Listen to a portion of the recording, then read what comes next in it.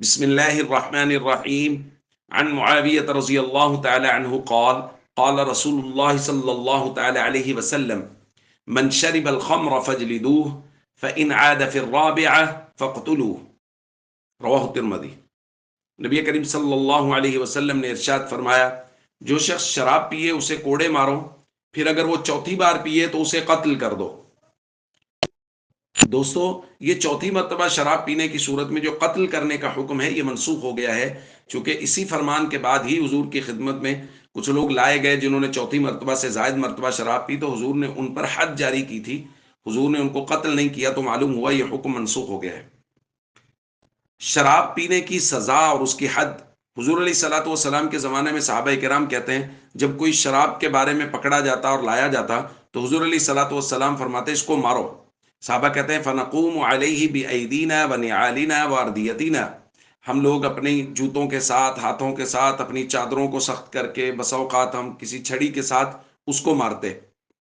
تو حضور علیہ الصلوۃ والسلام فرما دیتے کہ ٹھیک ہے اب اس کو چھوڑ دو۔ تو یہ سزا تھی حضور علیہ الصلوۃ والسلام کے دور میں۔ خلفائے راشدین کو اللہ جزائے خیر دے، انہوں نے اس کو حکومتی سطح پر مرتب کر دیا کہ جو شخص حکومتی سطح پر معین ہے سزا دینے کے لیے وہی سزا دے گا، اور اس کے لیے سزا کے بارے میں مشاورت ہونے لگ گئی۔ حضرت عمر رضی اللہ تعالیٰ عنہ کے زمانے میں مشورہ ہوا کہ کتنے کوڑے ہونے چاہیے، تو مختلف لوگوں کی رائے آئی۔ موطا مالک میں ہے کہ حضرت علی رضی اللہ تعالیٰ عنہ نے کہا کہ 80 کوڑے ہونے چاہیے،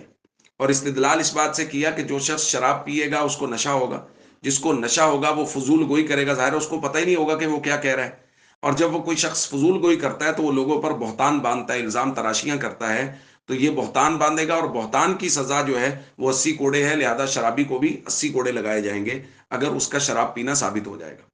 تو حضرت عمر رضی اللہ تعالیٰ عنہ کے زمانے میں شراب پینے والے کی سزا 80 کوڑے مقرر کر دی گئی تھی۔ دیکھیں شریعت کی یہ خوبصورتی ہے حد کے معاملہ میں کہ وہ معاملات جس کے بارے میں لوگوں کے حقوق تلف ہوں گے، جیسے چوری کے بارے میں کہا گیا، زنا کے بارے میں کہا گیا، ابھی شراب کے بارے میں، کیونکہ جو شخص شراب پیے گا وہ اس کی اپنی حد تک نہیں رہے گا، بلکہ وہ لوگوں کو گالیاں بکے گا، وہ بازار میں نکل کے واویلا کرے گا، مطلب ہمارے سامنے ہی ہے جو معاملات ہوتے ہیں شراب پینے کے بعد لوگوں کے ساتھ۔